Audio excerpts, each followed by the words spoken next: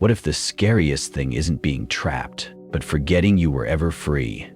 When Ethan stumbles upon an abandoned property for a simple legal assignment, he quickly becomes ensnared in a terrifying loop, a living nightmare where memories erode, reality fractures, and identity itself is consumed. As voices whisper, doppelgangers appear, and ancient forces awaken beneath the ground, Ethan must fight not only to survive, but to remember who he truly is. Tonight, we enter the house that devours memory. You may want to keep the lights on for this one. No one has ever lived in this house. The words carved into the old wooden frame above the door were the first thing that greeted me as I stood before the abandoned cabin. Deep in the snowy fields of cold, hollow Minnesota, the February wind howled through the empty landscape, whipping sharp needles of snow into my face as the last light of day slipped beneath the jagged horizon. My breath formed pale ghosts that vanished into the growing darkness. And still, I couldn't pull my eyes away from that strange inscription. I had seen this place 1,000 times before, always from the safety of my parents' car on the way to school, long before adulthood swallowed me whole. Now, after nearly a decade away and 6 months into a tedious legal internship, I was back. By some perverse twist of fate, this decrepit structure had become the key to my career. The company I worked for was negotiating a massive expansion contract for a biodiesel corporation. They needed land, and this lonely, snow-covered property fit the bill perfectly, provided we could identify its owner. That was my job, my first real assignment, my chance. The problem was, no one seemed to own it. County records were incomplete, damaged during the floods back in 2014. Every request to City Hall was met with vague promises. Give it 8 to 12 weeks. I didn't have that kind of time. The deal was slipping through our fingers, and I wasn't about to let that happen. So here I was, standing before the cabin as night closed in, armed with little more than a company-issued sedan, my phone, and an increasingly unreliable flashlight. The heavy clouds above threatened fresh snowfall, and already the fields around me had turned into a churning sea of white. I should have waited until morning, but something, impatience, ambition, maybe simple stupidity, pushed me forward. The door was boarded up, but poorly. The wooden planks, gray and brittle with age, came loose with barely a tug. The cold bit at my fingers as I pulled them free, one by one, until the entrance gaped open like a broken mouth. My flashlight flickered as I stepped inside. The air inside was dense and bitterly cold, but oddly still. My breath fogged up as I scanned the interior. A single large room stretched before me, sparsely furnished with rough wooden benches and 2 handmade tables. On the far wall, bundles of dried herbs, mostly blackened, hung like shriveled corpses from crude hooks. A small, soot-stained fireplace sat beneath a simple mantel, above which hung nothing but blank, splintered wood. It was eerie, yes, but not horrifying.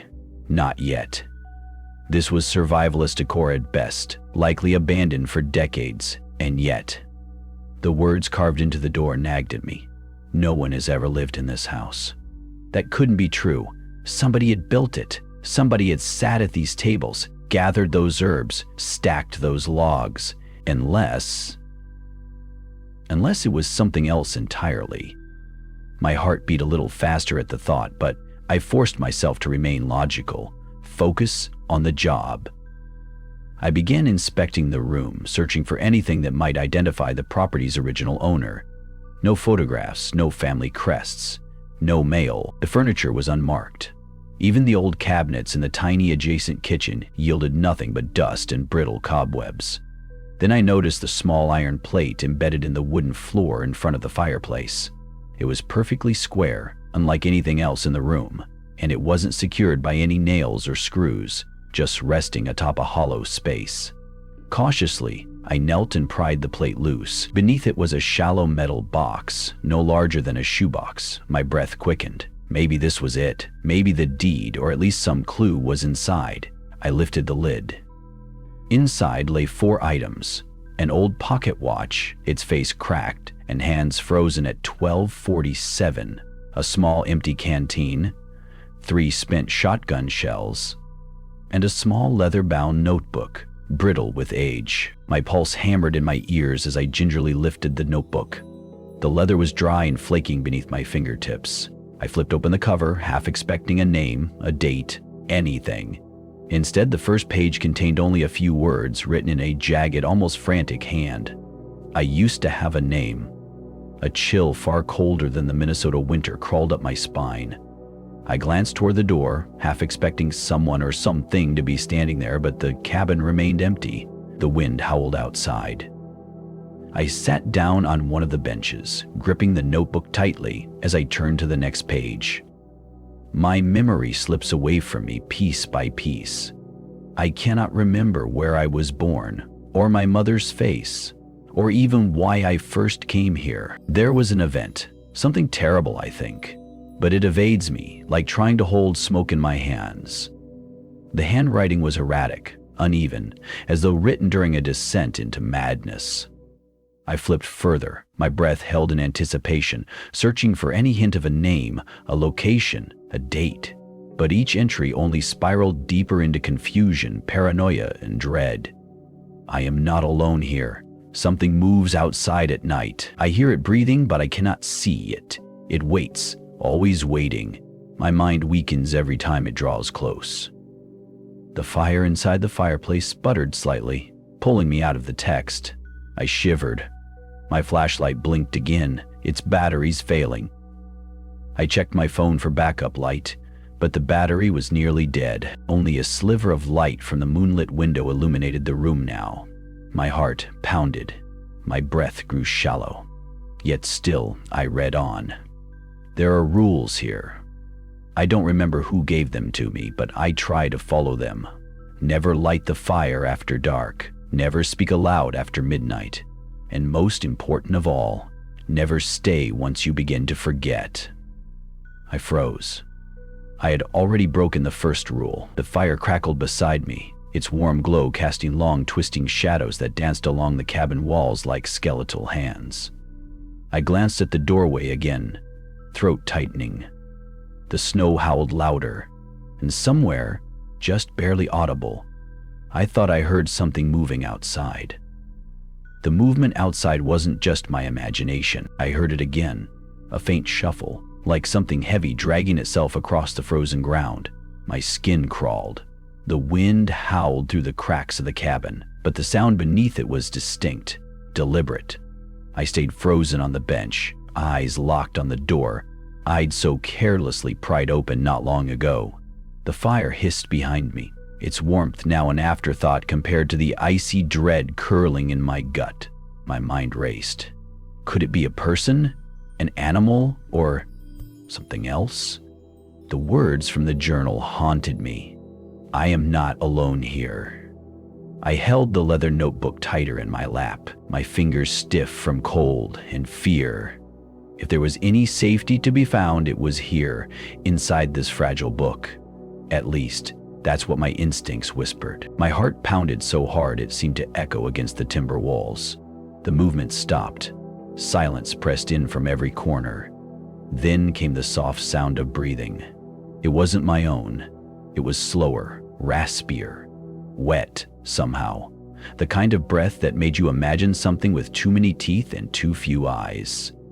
My throat tightened, every primal instinct in me screaming to run.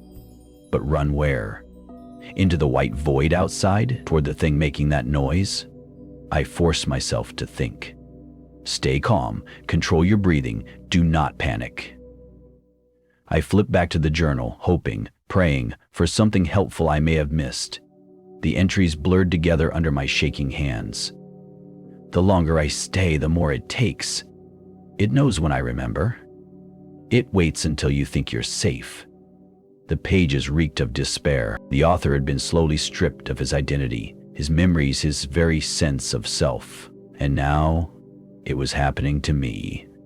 I'd tried to recall my drive here, retrace the last few hours, but already certain details were slipping away like fish wriggling free from a net. Had I stopped for gas once or twice? Which route had I taken after the oak tree blocked the main road? How long had I even been inside this cabin? My phone offered no help. its battery long since drained into blackness. The breathing outside faded, but something far worse replaced it. A soft knock on the door. 3 slow, deliberate knocks. My entire body locked. It wasn't a fist. It wasn't urgent. It was patient, mocking almost. A knock meant to remind me. It knows I'm here. I clenched my jaw, sweat beading on my forehead despite the cold. My brain raced through every possibility. Don't answer. Don't speak. Those were the rules. I wouldn't break another one. The knocking stopped, but then the whispering began. At first it was just one voice, then several, layered atop each other like a haunting choir. Some whispered my name. Others spoke fragmented sentences, nonsensical and overlapping, as if 100 broken records were playing all at once. Ethan, open the door. It's safe now. You've always been here. Don't you remember? I slammed the journal shut, squeezing my eyes shut tight. The voices were not real. They couldn't be real, but they sounded so close. I forced myself to move, to do something, anything other than sit and wait for madness to swallow me whole. The canteen inside the box caught my eye. Empty, useless. The pocket watch frozen in time. But the shotgun shells? My gaze darted around the room. A weapon, that was what I needed, a way to defend myself, or at least feel like I could. My eyes landed on a narrow set of stairs leading to a small loft above the main room. Had I noticed that before? I couldn't even be sure anymore. My mind felt like it was constantly slipping out of focus.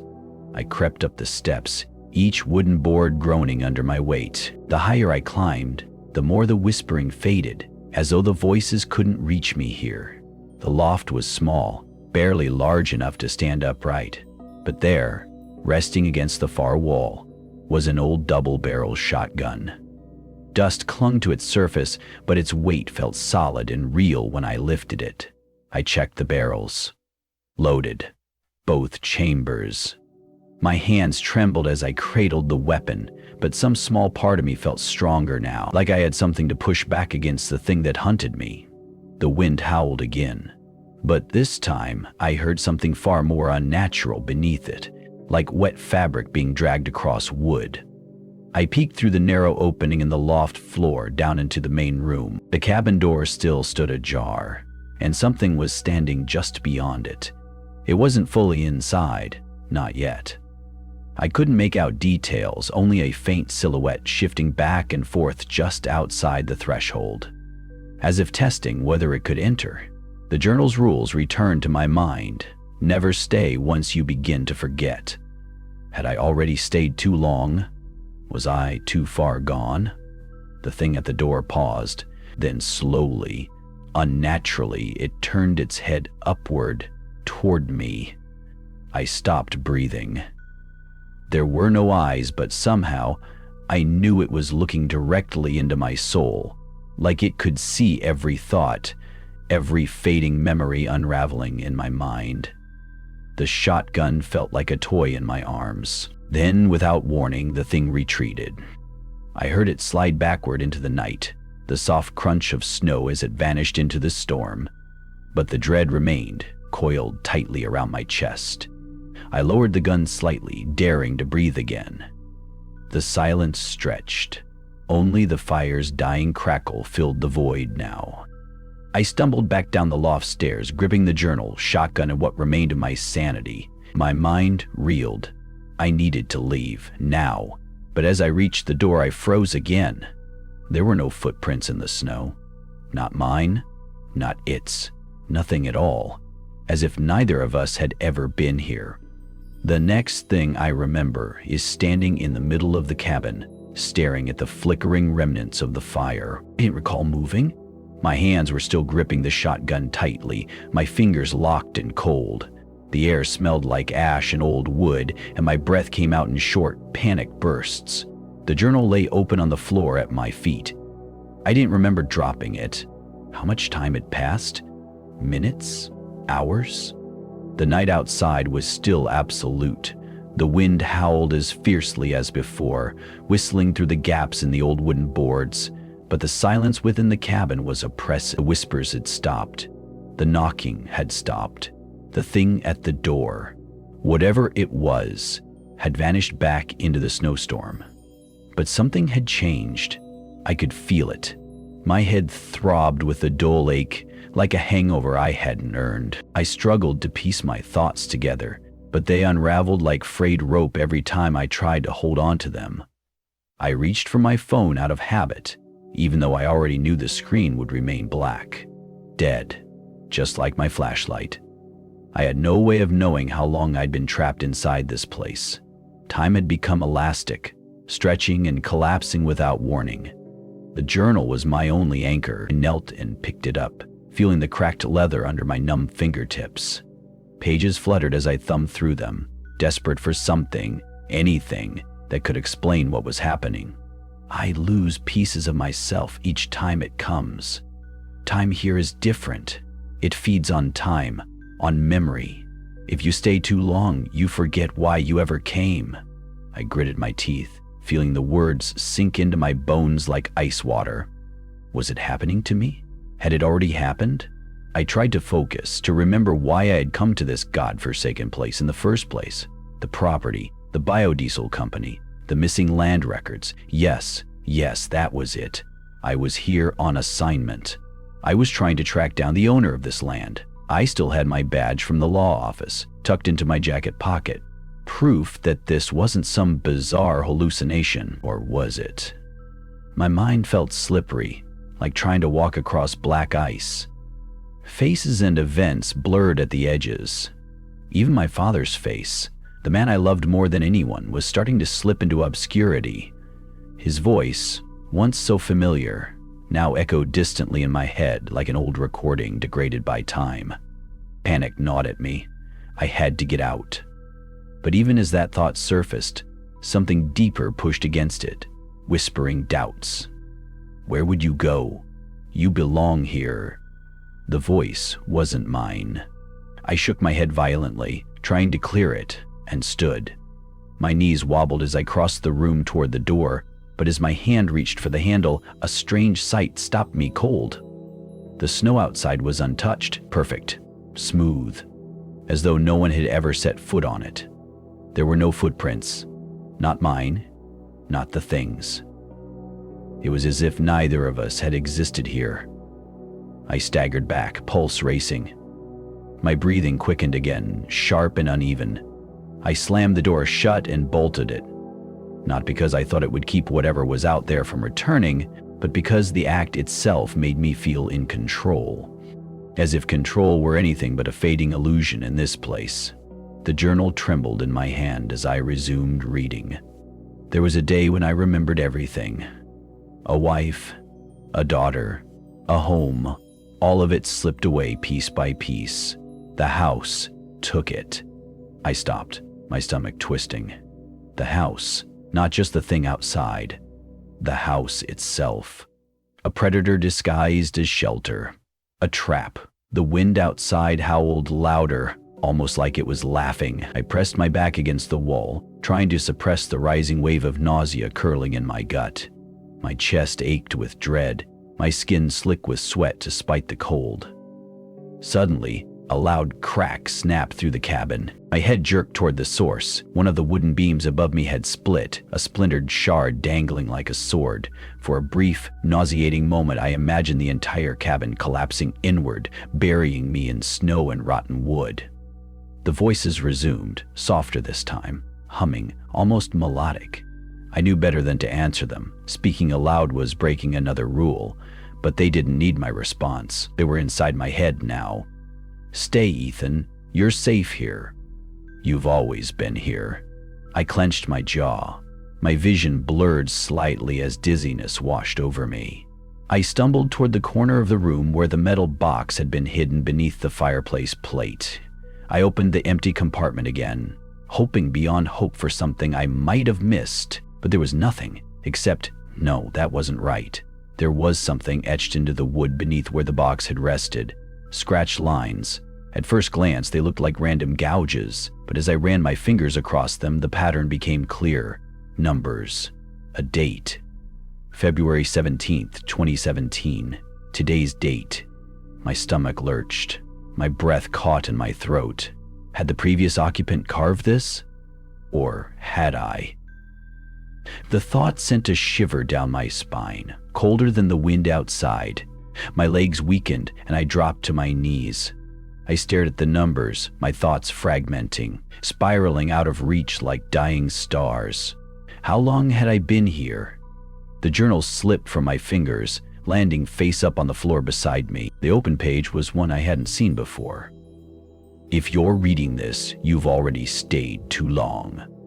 The humming grew louder, the cabin creaked around me, and outside, just beyond the bolted door, the snow shifted once more.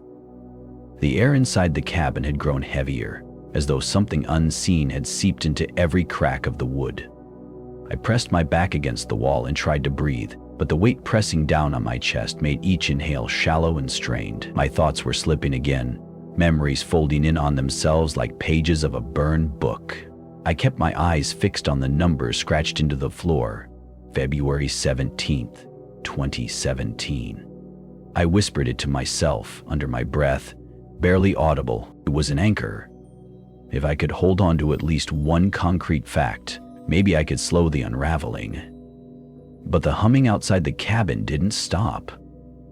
It pulsed with an unnatural rhythm, like something ancient mimicking a lullaby it didn't fully understand. There was intelligence in it. Hunger, too. I grabbed the journal again, flipping desperately through the worn pages, hoping to find something that I had missed. The entries were becoming more fragmented, as if the writer himself had been falling apart as he wrote. One sentence leapt out. It scrawled jagged and desperate. "It doesn't take your life. It takes your history." The words made me nauseous. My life wasn't being threatened. My existence was. The person I was, the people I'd loved, the places I'd been, all slipping through my fingers like sand. I clenched my eyes shut, focusing on my father's face, trying to recall every detail. The lines at the corners of his eyes when he smiled, the sound of his laughter when we went fishing, the smell of old coffee and wood smoke on his clothes. But the image wouldn't stay still. It warped, fading at the edges, until his face was little more than a shadow. The cabin creaked again, louder this time. Not from the wind. Something was moving along the outside wall. Slow, deliberate steps that circled the perimeter. My grip on the shotgun tightened. I didn't know what would be worse, for the thing outside to burst in, or for it to keep circling like a vulture waiting for its meal to grow weaker. It knew I was losing myself. That was the meal. The footsteps stopped by the front door. Then came the breathing. Not frantic, not wild, just waiting. I didn't dare move. My heartbeat pounded in my ears. I tried to think clearly, to replay every rule the journal had mentioned. Never light the fire after dark. I had already broken that one. Never speak aloud after midnight. I bit my lip, keeping my mouth shut as tight as I could. Never stay once you begin to forget. And I was already forgetting. The handle of the cabin door rattled gently, as if tested by cautious hands. But the bolt held firm. The thing didn't force it open. It didn't need to. The voices resumed, not outside, but from within the walls themselves. They came from behind me, from beneath the floorboards, from the ceiling rafters. My own voice mingled with the others now, overlapping in a disorienting echo. Ethan, why fight it? You've always been here. It's safe. It's warm. You don't need to remember. I stumbled back toward the fireplace, trying to put anything between myself and the voices. My legs felt like wet cloth. My stomach twisted in violent knots. The journal slipped from my grasp again. Pages flipped in the faint breeze of my frantic motion, revealing a page written differently than the others. The handwriting was neater, calmer. There's one way it feeds. Through fire, don't give it the fire. The hairs on the back of my neck rose. My eyes darted to the embers still glowing faintly in the fireplace. Even in its dimming state, small flickers of flame danced weakly. Had I triggered it the moment I lit the fire? The journal hadn't just offered rules to keep me alive. It had offered rules to keep it weak. I had fed it, even without knowing. The cabin groaned again. No, not the cabin. Something heavy moved on the roof above me. I heard sharp claws scraping along the shingles as it paced slowly, like a predator studying its prey from above. I needed to extinguish the fire. Crawling forward on hands and knees, I reached for the iron poker near the hearth. The heat scorched my fingertips as I jabbed at the embers, scattering them across the stone base. But it wasn't enough. The embers pulsed, fighting to reignite. I grabbed the small canteen from the box. Empty, of course. My desperation rose with every second. I tore off my jacket, using it to smother what little flame remained. Sparks hissed, smoke curling toward the ceiling. The room filled with the bitter scent of burnt fabric and wet ash. The light dimmed fully. And then, for the first time in what felt like hours, the cabin fell into true silence. The thing on the roof stopped moving. The whispers faded into nothing. I sat there in the dark, my chest heaving, trying to suppress the bile rising in my throat. My fingers trembled uncontrollably. The shotgun lay useless beside me now. Whatever this thing was, it wasn't physical. Not entirely. Minutes passed, maybe more. Time had long lost meaning inside this place. And then, a faint scratching sound returned. Not outside, inside. The walls breathed, the beams creaked, and behind me, from the far corner where shadows clung like oil, I heard something drag itself closer.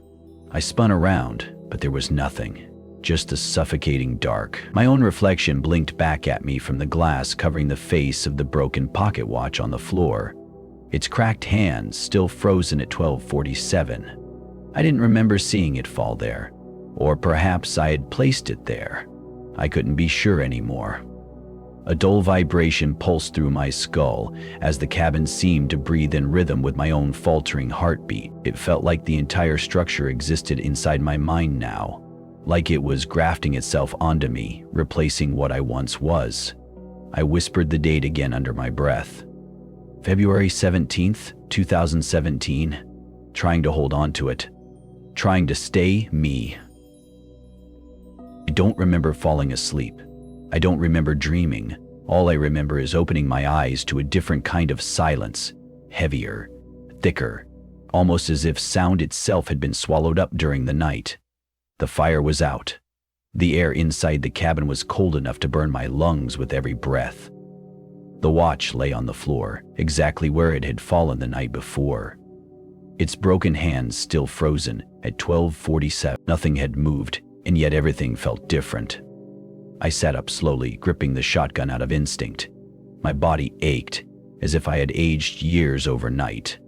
My head pounded with dull pressure behind my eyes, the kind of pressure that comes from too many broken thoughts trying to fit inside the same space. The memory loss was worse now. I tried to think back. How many nights had I spent here? 1, 2, or more? Had I ever left this place since arriving? I wasn't sure anymore. The journal lay at my feet, open to the page I'd last read. The writing blurred and warped under my gaze like ink dropped into water. I rubbed my eyes and tried to focus. The rules change when it feeds enough, the latest entry read. Once it's full, it hunts directly. The words sat there like a final warning, but they offered no clear way out. I stood, wobbling slightly. My legs felt numb, unsteady. Every breath of air I took carried a metallic aftertaste, as if the cabin itself was rotting from the inside out. The whispers had grown quieter, but I sensed them still lurking behind the walls, like insects clicking inside hollow wood. I approached the door and pressed my ear against it. No sound. For a brief moment, hope dared to bloom somewhere deep inside me. Maybe it had gone. Maybe I had somehow starved it, weakened it by extinguishing the fire. Maybe I could still walk out of here alive, intact. I pushed open the door slowly, cautiously. The hinges groaned in protest. The blizzard had finally stopped. The storm clouds had cleared, revealing a dull gray morning sky. Snow blanketed everything around me, untouched, pure as if freshly poured into place by unseen hands. And again, no footprints. Not mine, not anyone's. The cabin sat in a void of frozen stillness, detached from the world I thought I knew. No birds, no wind, no movement. Just me, my breath, and the hollow hum still vibrating faintly inside my skull. I stepped out, boots crunching into the snow, expecting some trace of my arrival. Tire tracks, footsteps, anything. There was nothing. The world outside the cabin felt as unreal as the one inside, but then my eyes caught something new, something that hadn't been there before. The barn. At the far edge of the property, half buried in snow and shadow, stood an old barn that I swear hadn't existed when I first arrived. The structure sagged slightly to one side, its wooden planks warped and blackened with age. The roof was partially collapsed, as if something had once forced its way inside or tried to get out. I didn't recall seeing it when I first pulled in. I couldn't even recall which direction I had arrived from anymore. The journal's warnings whispered through my mind again. But I found myself moving toward the barn anyway, as if drawn by something stronger than logic or fear. With every step through the deep snow, the barn loomed larger. Its broken doors hung open just wide enough to reveal darkness within. Shadows clung to the threshold like smoke. I paused at the entrance. The air smelled different here. Mustier, thicker, like old blood dried beneath the scent of rotting hay. My stomach twisted in protest, but I swallowed the bile rising in my throat. The shotgun felt heavier in my hands now, almost as though it resisted being carried inside. I stepped into the barn. The wooden floor groaned beneath my weight. Beams above sagged dangerously, creaking with every breath of wind that managed to slip inside. Piles of decayed hay sat in the corners, flattened by time and moisture, and in the center of the barn was something far worse. A pit. Roughly 6 feet wide, ringed by broken boards and deep enough that I couldn't see the bottom from where I stood. The wood around its edges had been clawed or torn by something powerful. Old drag marks stained the planks leading toward it, long streaked grooves in the wood as though bodies or objects had been pulled inside. The hairs on my arms stood up. The hum inside my head grew louder. My knees weakened. Then the whispers returned. But these weren't coming from the walls this time. They were coming from beneath.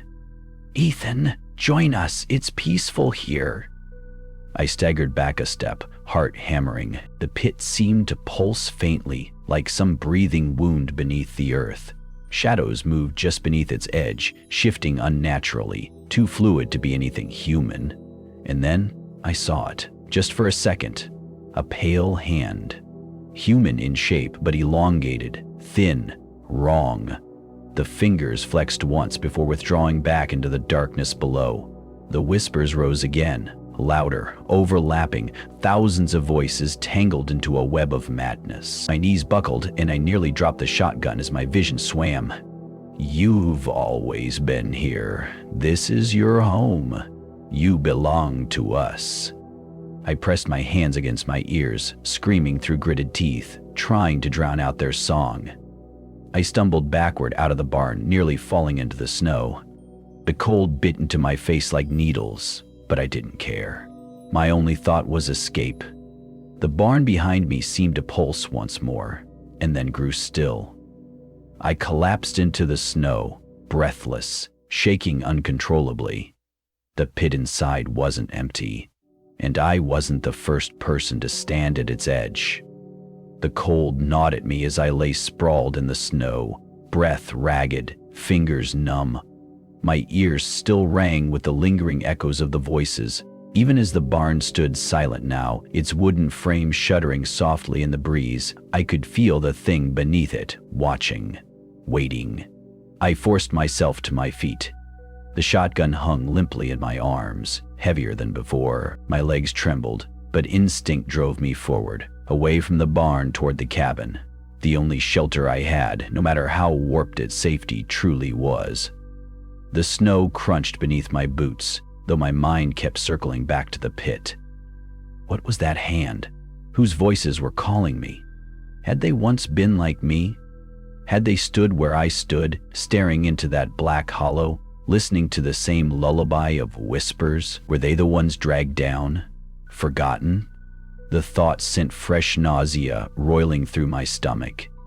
I reached the cabin and slammed the door shut behind me, bolting it out of habit even though I wasn't sure it offered any real protection. The stillness inside was suffocating, as though the walls were holding their breath alongside me. I lowered the shotgun onto the bench and sank into the corner, clutching the journal against my chest like a life raft. The pages fluttered open as though eager to reveal more. There are others, the newest entry read. Those it couldn't fully consume. They live beneath, trapped, half souls. My throat tightened as I reread the words. The hand, the voices, that pit wasn't simply a hole, it was a feeding ground. The more it takes, the less they remember themselves. But they still hunger for what they've lost. They call to those above, hoping to be whole again. The idea was almost worse than death.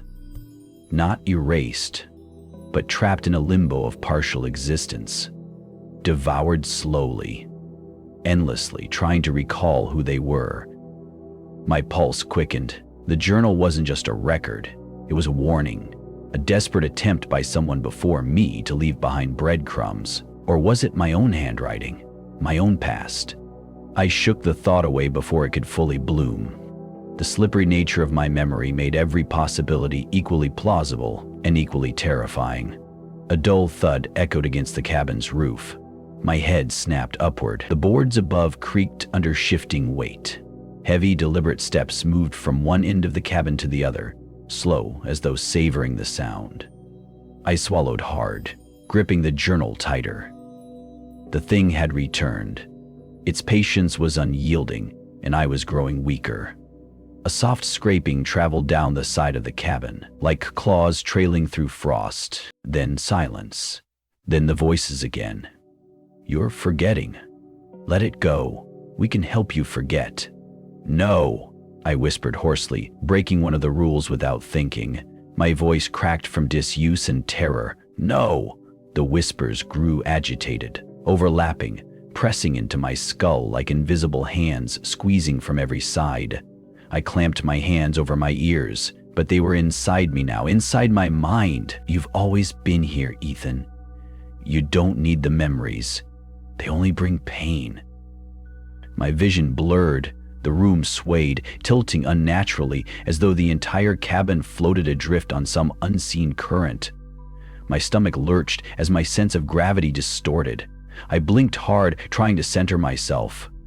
The journal's last entry pulsed in my mind like a heartbeat. Never stay once you begin to forget. I had stayed too long. The shotgun gleamed faintly in the dim light. It wouldn't save me from this thing. I knew that now. This was never a physical hunt. It was psychological, parasitic. My memories were the prey.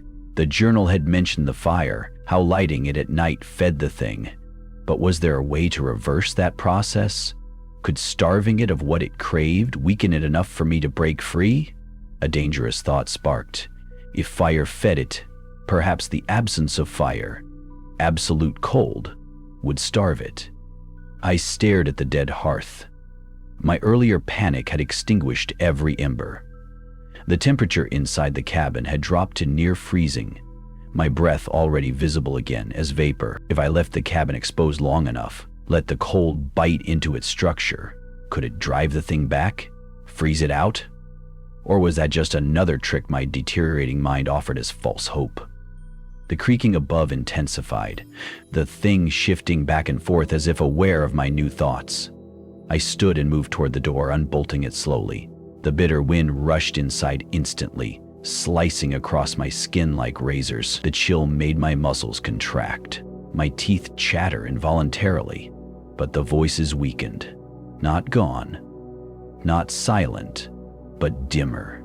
Like their grip slipped slightly the colder it became. I staggered back, opening every window I could, ripping away the few curtains that hung in shreds.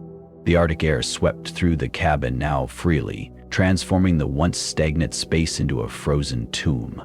The whispers shrieked, overlapping into a disjointed wail of anger. Don't leave us. Don't forget us. You belong. I dropped to my knees, chest heaving, but I could feel their grip loosening. The thing on the roof grew frantic, scraping violently at the wooden planks, its weight shifting erratically. Cracks formed in the rafters above. Long fissures spread like spider webs across the beams. It was weakening. The house itself seemed to groan under the pressure. And then, silence. For the first time since I arrived, true silence blanketed everything. I sat there in the frigid darkness, eyes wide, breath short, waiting for the next move, but none came. Only my heartbeat remained. I was still me. For now. The cold saved me, at least. That's what I told myself as I sat curled on the floor, arms wrapped tightly around my knees, my breath billowing into clouds before my face.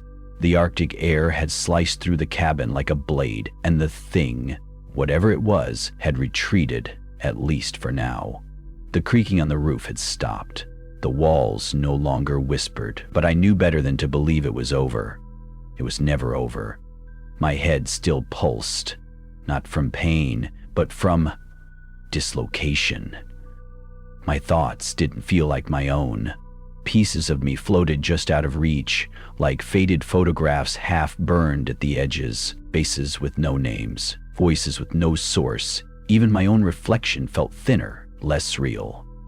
I whispered my anchor under my breath again. February 17th, 2017. My voice trembled. I wasn't sure how much longer that date would mean anything. Already it felt hollow, like repeating a prayer in a language I no longer fully understood. But the cold worked, that much I knew. The thing fed on warmth, on memory, on the energy of the living. But stripped of those, it faltered. I stood slowly, every joint stiff, my breath sharp against the frost inside my lungs. The cabin around me was frozen now. Boards cracked with ice, frost climbing up the interior walls like veins. The journal lay frozen stiff on the bench where I'd left it, its leather cover brittle. I picked it up carefully, feeling the icy leather crackle beneath my fingertips. The last entry was one I didn't recognize. My heart tightened. It learns, it adapts. The cold delays it, but the longer you stay, the more it becomes you. I swallowed hard. Even starving, it was still watching. Still waiting. The silence around me pressed in tighter, as if the entire world had grown smaller somehow. The wind outside had stilled. No more blizzard, just white, endless snow under a gray, unmoving sky. I needed to leave. Not just the cabin, not just the property. I needed to leave this place, the version of reality it had pulled me into. But when I opened the door and stepped outside again, I froze. The landscape was wrong. At first glance, it was the same barren field I'd seen since my arrival, the endless flat plain of snow, the skeletal trees twisting far in the distance. But as I took another step, the air itself felt thicker, like walking through water. I turned in a slow circle. The cabin behind me stood still, unchanged. The barn remained off to the side. But something was different. I couldn't remember how far the road was, where I'd parked the car, which direction I had come from. The more I tried to picture it, the fuzzier it became, like trying to recall a dream upon waking, details slipping through my grasp even as I chased them. I was trapped, not physically, mentally. The world had folded in on itself. Panic threatened to rise in my throat, but I bit it down, forcing myself to breathe slowly. Think, Ethan, think. The journal had called it a trap, but not one with walls or locks, a trap of forgetting, of surrender. A part of me wondered if this had always been its design. The house, the property, the land. None of it mattered. It wasn't the location that caught people. It was the act of being here long enough to be noticed. And once you were noticed, it started pulling. My eyes drifted toward the barn again. The pit, the hand, the voices. My breath caught as something clicked in my mind, half-formed, slippery, but present. What if those trapped beneath hadn't died? What if they hadn't been dragged into death, but into something worse?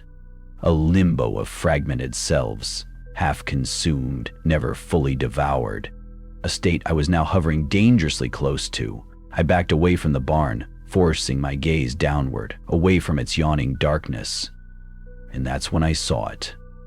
A set of footprints. Not mine. They appeared in the snow no more than 10 feet ahead of me, leading away toward the tree line. The prints were fresh, perfectly defined, untouched by wind or snowfall. Someone else was here, or something wanted me to believe they were. I followed the tracks cautiously, my every instinct screaming that this was another layer of the trap. But the human part of me, desperate for any thread of hope, overruled the warnings. The tracks led me toward a dense cluster of pine trees that hadn't been there before. The landscape had shifted again, subtly but undeniably, like the place itself was rearranging around me. I stepped through the tree line, the crunch of snow under my boots the only sound. The trees closed in quickly, the branches tight, skeletal fingers clutching at my coat. And then, in the clearing ahead, I saw him. A man stood there, facing away from me, unmoving. He was wearing a heavy winter coat, much like my own, and his posture seemed stiff, unnatural, as though he'd been standing in place for far too long. His breath didn't cloud the air, no vapor, no sign of life. I approached slowly, shotgun still in my grip but lowered. "Hey," I rasped, my voice hoarse. Are you real?" He didn't respond. I moved closer, the snow swallowing my steps. Only a few feet separated us now. His head turned, slow and mechanical, and I saw my own face staring back at me. The breath froze in my lungs. It was me, or something wearing me. The doppelganger smiled, a strange broken imitation of my own expression, and whispered in a voice that felt both inside and outside my head simultaneously. "You've always been here, Ethan." I couldn't move. The version of me standing in front of me smiled wider, like the expression itself was a grotesque mask stretched too far. His skin was pale, not frostbitten, not dead, but pale like something grown in the dark. A wrong kind of pale. His eyes mirrored mine exactly, but behind them there was nothing, no thought, no soul, only hunger. "You've been here for so long, Ethan," he whispered. "Longer than you remember." His voice was my voice. It came not from his mouth, but from inside my head, curling around my thoughts like cold tendrils of smoke. I stumbled backward, raising the shotgun instinctively, though I already knew it was useless. My arms trembled under its weight. "This isn't real," I said through gritted teeth, forcing my voice to cut through the choking air. "You're not real." The doppelganger took a single step forward, boots pressing perfectly into the snow, as if rehearsing my every movement with eerie precision. "You don't know what's real anymore," it replied. "You never did." The trees around us seemed to pulse with the words. The clearing narrowed, the sky above twisting slightly, as if the entire world was folding in on itself. I felt dizzy, disoriented. The wind had gone completely still, and the silence now felt suffocating, like cotton stuffed into my ears. My own breathing sounded distant. "Where am I?" I asked before I could stop myself. "What is this place?" The thing cocked its head. "You never left the house, Ethan." The words sank into my mind like ice water, spreading outward. I blinked hard, my vision swimming, my pulse thundering inside my skull. No, I had left the cabin. I had walked into the snow. I had found the barn. I had seen the pit. I had followed the footprints. Hadn't I? I suddenly couldn't remember which came first, the barn, or the pit, or the snow itself. The order of events swirled inside me like dirty water circling a drain. "You never left," he repeated, softer now, almost gentle. "You're still sitting by the fire. The storm is still outside. The cold is still creeping in. And soon, you'll let go." "No!" I shouted, gripping the shotgun tighter. I walked outside. I saw the barn. I saw... But my words faltered. Had I seen those things? Or had I imagined them? Or worse, had it shown them to me? Feeding me illusions while it slowly unraveled my mind? The doppelganger smiled again, sensing my hesitation. It's easier if you stop fighting. You fought for so long. Haven't you earned your rest? I felt tears sting my frozen cheeks, but I couldn't tell if it was grief or rage or simply exhaustion breaking through. My mind felt thin, fragile, like stretched glass ready to shatter at the slightest touch. The thing took another step toward me. You don't even remember what you came here for, do you? I opened my mouth and nothing. The job, the land acquisition, the missing records, the biodiesel company. Those pieces still floated somewhere, but when I tried to grasp them, they slipped through my fingers like vapor. Even my father's face was slipping again, the details melting at the edges. No, I whispered, weaker now. The world around me shifted again. The pine trees bent unnaturally, their branches warping like ribs curling inward.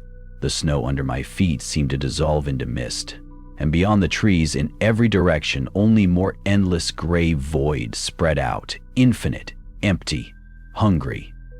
You see? The doppelganger whispered. There's nothing outside. There never was. Only this. I fell to my knees, dizzy, my breath shallow, chest heaving. My arms trembled as I tried to hold onto the shotgun, the journal, anything physical that could still tether me to myself. You belong here, it continued. Like the others before you, like the ones below. The pit, the hand, the trapped half-souls. This was how it took them, not through violence, but through surrender, through erosion, piece by piece, until nothing was left. The voices rose again around me, no longer just the doppelganger, but the chorus of the pit, of the trapped, of the consumed. Let go, Ethan. Stay.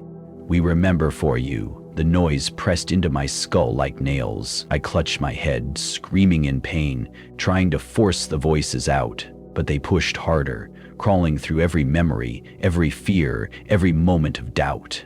And then, in the smallest corner of my unraveling mind, something flickered. A sound. Fishing line spinning. The soft click of a reel. My father's hands guiding mine over the water. You almost had it, son. Try again. Let the tension guide you. The memory was weak, distorted, but it was mine. I latched onto it like a drowning man clinging to driftwood. The doppelganger flinched slightly, as though sensing its grip slip. I closed my eyes, forcing the memory brighter. The lake, the smell of mud and pine, the morning fog burning away as the sun rose. My father's laugh. I wasn't ready to let go, not yet. The voices screamed, twisting into angry shrieks as the world around me trembled. The pine trees cracked. The ground shuddered. And then, I fired.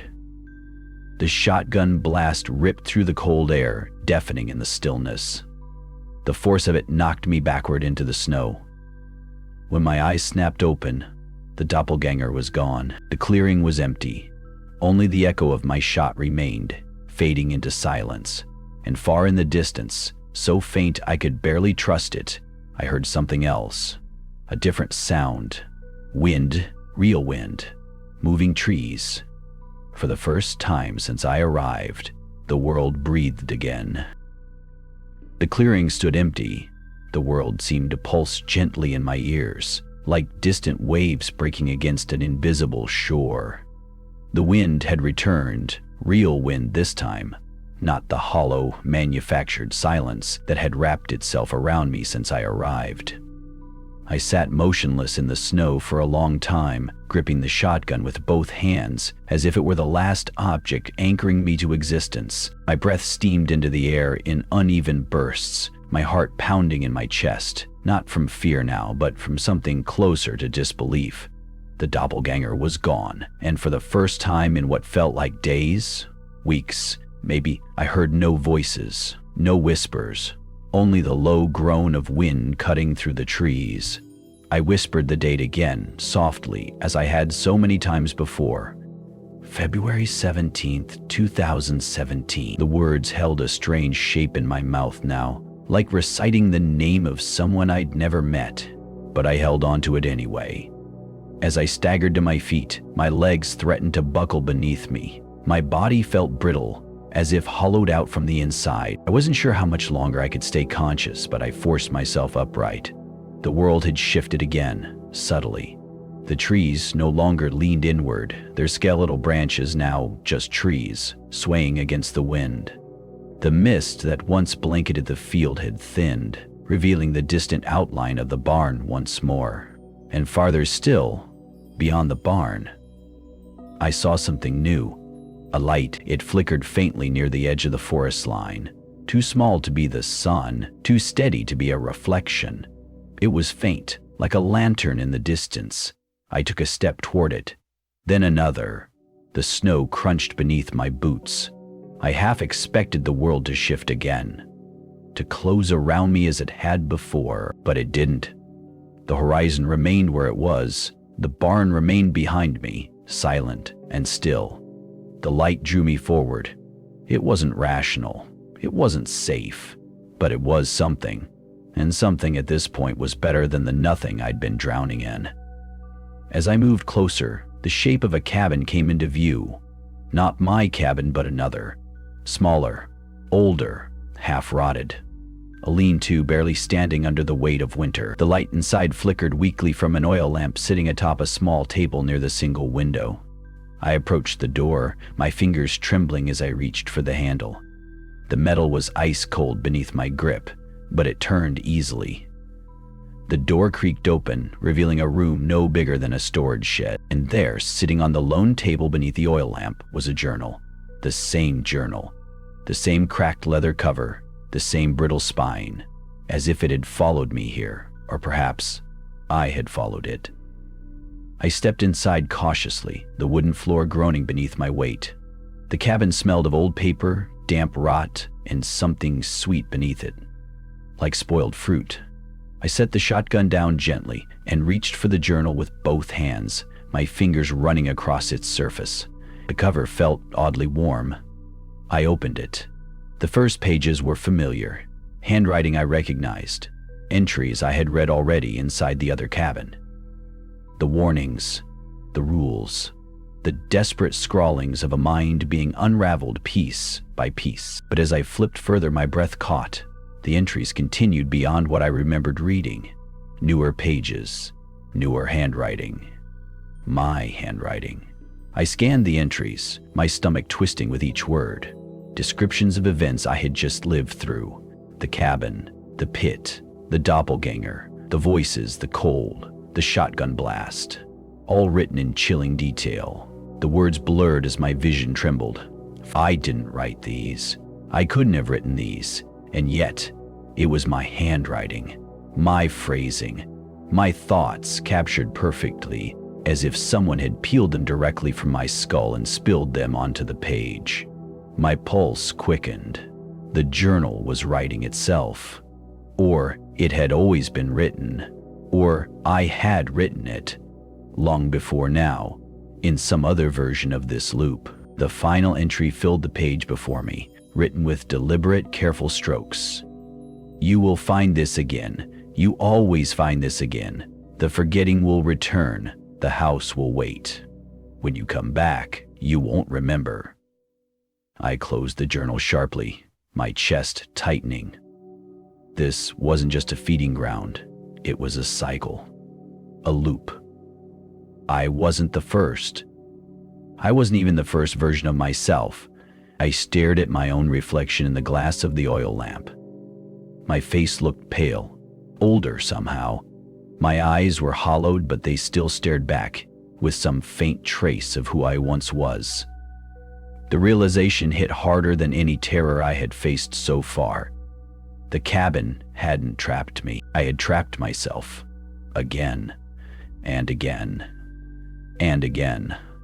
The voices had said it all along. You've always been here. Because I had. Because I chose to stay. Because something inside me had surrendered long ago. The pit, the barn, the clearing, the footprints, the doppelganger. It was all part of the same mechanism. A device meant to strip me down, layer by layer, until only the shell remained, ready to be consumed. And when that shell was empty, the loop would start again. I staggered back from the table, my breath ragged. My mind spun wildly, trying to resist the pull of that knowledge. My knees buckled, and I dropped heavily onto the floor, staring up at the crooked ceiling as the lantern flickered above me. I whispered one more time, February 17th, 2017. But this time, the words sounded thinner, less real, as though even they had begun to unravel. I don't know how long I sat there. Time had become meaningless inside this place. The oil lamp above me flickered weakly, as if struggling to hold on to its own existence. My breath misted upward in thin clouds, curling toward the decaying rafters of this second cabin. Or was it the same cabin, shifted yet again? I pressed my palms against my temples, squeezing my head as if I could physically hold my mind together. The journal sat open before me, its pages whispering silently as they fluttered under the breath of cold air slipping through the cracks in the walls. You will find this again. You always find this again. The words echoed like a cruel nursery rhyme inside my head. My thoughts spun endlessly around themselves, like water circling a drain, tightening, shrinking. My identity felt thin, frayed, stretched across too many versions of this place. I had written these words, or I would write them, or I was reading them now for the first time. I no longer trusted any of those possibilities. The wind outside shifted again, no longer sharp and biting, but soft and rhythmic, almost like breathing. The house was breathing. I wasn't alone. I never was. Somewhere beneath the floorboards I could hear them. The others. The trapped. The ones who had come before, or who might have once been me. Their voices bled softly through the wooden planks, not in words now, but in desperate sighs and broken murmurs. Their sorrow seeped into me. I was becoming one of them. A wave of dizziness washed over me, and for a moment I thought I might slip entirely, collapse into whatever hollow space waited just beyond my slipping memories. But then, something small, fragile, nearly lost, sparked again. The fishing line. The reel spinning under my father's hands. Almost had it, son. Try again. Let the tension guide you. The memory flickered like the last ember in a dying fire. But it was mine. It was still mine. I clung to it, desperately. I forced myself to my feet, the journal still clutched in one hand. My legs wobbled beneath me, weak from cold and exhaustion, but I refused to collapse again. The oil lamp flickered violently as I moved, casting long, twisting shadows along the cabin walls that seemed to follow me, to study me. I didn't speak. Speaking aloud only fed it. The rules whispered back through my mind, thin and distant, but present. I had broken nearly every one, but one rule remained. Never stay once you begin to forget. I stumbled toward the door, my breath shallow, chest tight. My hand found the cold metal latch, fingers stiff and barely responsive. For a moment, my reflection flickered again in the dirty window beside the door. Not my reflection, but the other version. The hollow version. It smiled faintly, but I forced the door open before the image could fully take hold. The cold rushed in like a wave, biting my face, slicing through the last fragments of warmth inside the small cabin. The wind was different out here. Not dead, not still. It was alive again, chaotic, untamed. The world outside had shifted once more. The trees were gone. The barn was gone. Only a flat, endless white plain stretched in every direction, featureless and blinding beneath a sky so pale it almost looked like it would dissolve entirely. I stumbled forward into the snow, one step, then another, each one harder than the last. The snow swallowed my boots nearly to the knee, cold numbing my legs, but I pushed forward. The voices followed me, rising in volume as if desperate to pull me back. Ethan, don't leave us. Stay. We remember for you. There's nothing out there. But there was. There had to be. The more distance I put between myself and the cabin, the quieter the voices became. The grip loosened, just slightly. My vision blurred from the cold and exhaustion, but I kept my eyes fixed on the horizon, searching for anything, any landmark, any proof of a world beyond this recursive nightmare. And then I saw it, A figure, far ahead, barely distinguishable through the blowing snow. A person stood facing me, not moving, not approaching, just waiting. My breath caught. Was this another trap? Another version of myself? Another doppelganger sent to lure me back? I hesitated, but the pull of hope was stronger than caution. I staggered toward the figure, every step a battle. My muscles screamed, my lungs burned, but I forced my body forward. The closer I got, the clearer the figure became. It was a woman. Her features slowly came into focus beneath the layers of winter clothing. Older, weathered, eyes sunken but alert. She looked like someone who hadn't smiled in years but still somehow remained unbroken. She didn't speak. She simply extended her hand. I stopped a few feet from her, breathing heavily, barely able to stand. "You made it further than most," she finally said, her voice hoarse but steady. "Who are you?" I rasped. "Someone who remembers enough." Her eyes met mine, sharp, filled with pain but also defiance. "Come with me," she whispered, "before it finds you again." The wind howled louder behind us, and for the first time since I arrived, I felt something shift. Not inside me, but inside the world itself. The loop was faltering, and for the first time, escape didn't feel impossible. The woman led me through the blinding white nothingness. Neither of us spoke at first. The wind howled in violent bursts, but she moved forward with eerie certainty, as if she knew where solid ground still existed inside this crumbling world. Her pace was slow but purposeful, measured, like she had done this before. I struggled to keep up, my body screaming at me to stop, to surrender, to let it all finally fade. My breath came in ragged gasps, and my vision narrowed at the edges, but some thin thread still tethered me to her. Her voice, her presence, her certainty that there was still somewhere to go. The landscape never changed. There were no trees, no hills, no distant horizon. Only a sky stretched thin like aging parchment above a snowfield that might as well have been infinite. But the wind was real. The cold and the voices? For now, they were gone. Finally, after what felt like hours, or seconds, I couldn't tell, we reached something that resembled a structure. Not a cabin, not a barn, but a ruin. A broken stone wall rose out of the snow, its jagged remains forming the rough perimeter of what might have once been a chapel or meeting hall. Half-buried wooden beams jutted like broken ribs out of the ground, and scattered debris lay frozen beneath the snowdrifts. She stopped at the edge, breathing hard, turning to me for the first time since we began. "This is where it started," she said. I stared at the ruins. The familiarity struck me like a hammer. I had never seen this place before, and yet every part of it felt burned into me. "What is this?" I managed to rasp. She studied me for a long moment, as if weighing how much I could still handle. "Before the house, before the pit, there was this," she said quietly. "A gathering, a ritual, something that was never meant to happen." I swayed slightly, my knees threatening to buckle again. "You're not the first, Ethan," she continued, "and you won't be the last. This place has been here long before you arrived, long before any of us." Her voice trembled for the first time. "They thought they could contain it. They failed." I stared at her, the words bouncing hollow inside my mind. "The house feeds on memory," I whispered. "Yes." "The voices, the pit, the doppelgangers. Pieces," she said softly, "fragments of those who've been consumed. The house doesn't destroy you all at once. It strips you down layer by layer, memory by memory.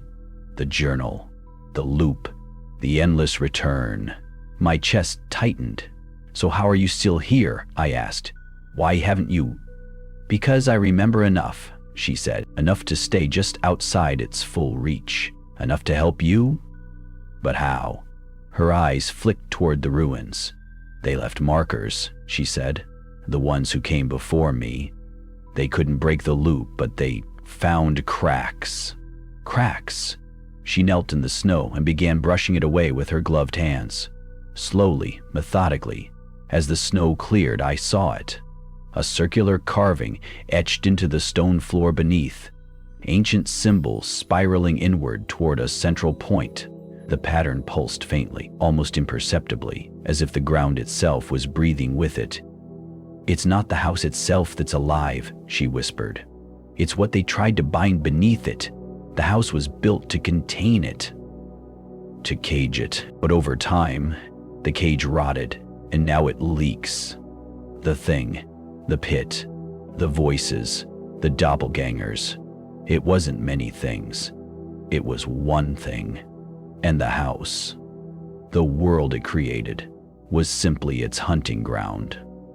I stared at the carving, the pieces clicking together in my mind with terrifying clarity. "This isn't just a place," I whispered. "It's a mind. A living mind, and we're trapped inside it." The woman looked up at me, her face pale but steady. "Yes." "How do we get out?" My voice cracked, desperation bleeding through every word. For a long moment, she said nothing. The wind howled again, sending fresh snow swirling across the ruined stone. Finally, she answered, "You don't escape by running. You escape by remembering." I blinked, stunned. "The more you forget, the more it consumes you," she said. "But if you can hold on to enough of yourself, enough of who you are, who you were, it weakens. That's the only thing it can't fully digest. Self." My head spun. It sounded simple, but simple didn't mean easy. "And if I can't," I whispered, "then you become like the others, the hands from the pit, the voices beneath the floor, the doppelgangers, echoes of people who had once been here." I clenched my jaw, my fingers curling into fists. "But I don't even know how much I've already lost." "You know more than you think," she said softly. "And the fact that you're still asking questions means you're still fighting. That's what separates you from them." For the first time, a faint sliver of hope cut through the oppressive weight in my chest. A weapon, fragile but sharp. Memory. The woman stood, brushing snow from her knees. "It's not finished with you yet," she warned. "It will fight back. It will show you what you want to see. It will offer peace. But it's not real." I nodded, my throat tight. "I'll help you hold on," she added. "But the final step? You have to take that alone." The wind shifted again, colder, angrier, as if the house, this thing, could hear us, sense us moving closer to its exposed nerve. The ground beneath the ruins vibrated slightly, faint at first, then stronger. The cycle wasn't going to let me go easily. The end was coming, or maybe the beginning again. The ground beneath us trembled harder now. The thing had noticed. Snow swirled violently around the ruins, rising like white flames in the air. The weak sun above twisted unnaturally, like some giant eye blinking slowly, warping the entire sky. The woman turned sharply toward me. "It's coming," she said. "This is where you decide." I staggered, nearly losing my footing as the vibration beneath my boots pulsed like a heartbeat. I don't know," my voice cracked. "I don't know how to finish it." Her expression didn't soften. She wasn't here to comfort me. She was here to guide me to the edge. "You've been here before, Ethan, many times," she said, her voice rising to be heard over the wind. "And every time, you give up. You let it take more of you. You let it start again." I shook my head, gripping the journal in my frozen hands. "Not this time." "Then tell me," I shouted. "Tell me how to end it." "You already know." The ground cracked open behind her. A thin fracture split the snow, a jagged mouth opening down from inside. That low, awful humming rose again, the same guttural melody I'd heard ever since my arrival, only now it was louder, richer, deeper. The pit. The same pit. It had followed me here. Or maybe I had followed it. "You have to give it something it can't consume," she said. Her words struck through the wind like a blade. Memory. Identity. I clutched the journal tighter, my breath quickening. My mind reeled. My life, my real life, flashed in flickers. My father's hand guiding the fishing rod, the click of the reel, The tension in the line almost had its son. Try again.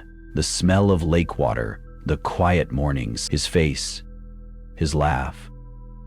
But even now, details slipped. The color of his eyes, the sound of his voice.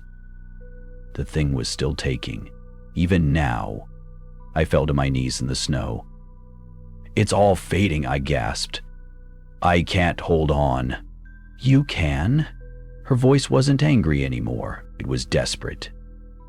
She took a step toward me, her hand reaching out but never touching. "You don't have to remember everything. You only need one piece. One truth it can't steal." The snow roared around us, blinding. The crack widened. From the pit, dozens of hands began reaching upward. Those pale, distorted limbs I'd seen before, the remnants of the others, or former versions of myself, shadows of souls half devoured. They clawed at the air, grasping for me, pulling, inviting. "Join us, Ethan. No more fighting, no more pain. Be free." The voices weren't malevolent now. They were comforting, calm, like warm arms offering rest. But I saw through it. This wasn't peace. It was erasure. I forced my mind backward again, to the lake, the reel spinning. My father's voice steady behind me, the weight of the fish fighting against the line. The moment I learned to feel the tension, to guide it, to pull without breaking it. That lesson wasn't just fishing, it was survival. Let the tension guide you. I clung to it like an anchor driven into stone. The memory sharpened, growing vivid again, even as the thing shrieked below us. The pit roared in rage. The hands recoiled, flailing. The crack split wider. The ground shook violently beneath us. The woman shouted through the storm, "Now, Ethan!" I ripped the journal open one final time. My handwriting stared back at me, looping infinitely through page after page. Pages I had written, or would write, if I failed. I didn't need the journal anymore. With every ounce of strength left in my frozen limbs, I hurled it into the pit.